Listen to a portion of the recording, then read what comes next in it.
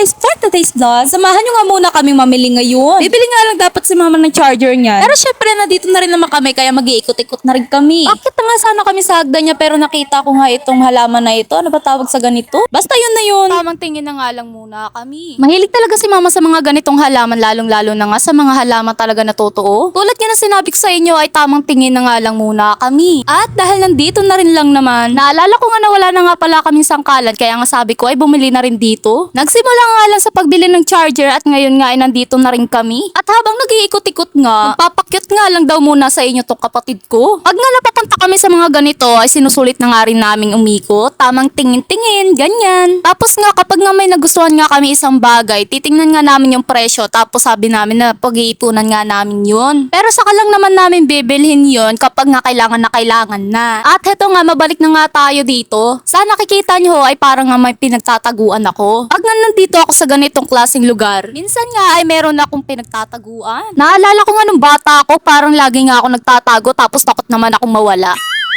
At wala na, ito na, nakita na nga yung camera. Wala rin naman masyadong tao niya kaya nga okay nga lang na ganito ako kaharot. Tapos ito nga kinukutsaba ko nga yung kapatid ko para nga magtago. Imbis nga magtago, abay, ginawa, umikot ng umikot. Nak ng tokwa, hindi niya rin pala alam kung nasan si mama. Naku, yan ang abang sinasabi ko eh. Bandang huli, kami pang nawala.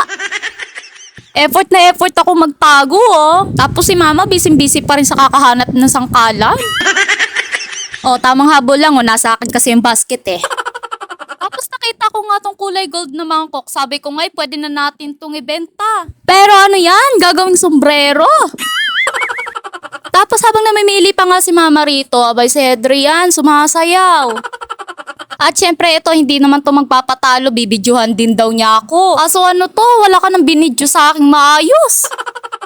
Nang makabili na nga si mama at nakaikot na rin naman kami dito sa taas, bumaba na nga rin kami agad. Tapos sila naman, dumiretso na sila sa counter para nga ma-check na yung charger kung gumagana ba. Tapos na-distract nga ako sa mga ganito. Yung damit nga na pang baby na dinosaur, bagay na bagay nga yun iregalo sa pamangkin ko. Tapos tumantuwa nga ako dito sa camera to dahil nga nagkakaroon siya ng flash talaga. Pwede nyo nga itong iregalo sa mga kaibigan nyo o kaya sa pamilya nyo. O kaya naman sa akin, pwede naman. At sa wakas hindi nga kami nawala, andito pa rin kami kasama ni mama. O siya, hanggang dito na lang at maglalakad pa kami. Don't forget to follow my FB page and share my mini vlogs. Stay safe everyone! Bye!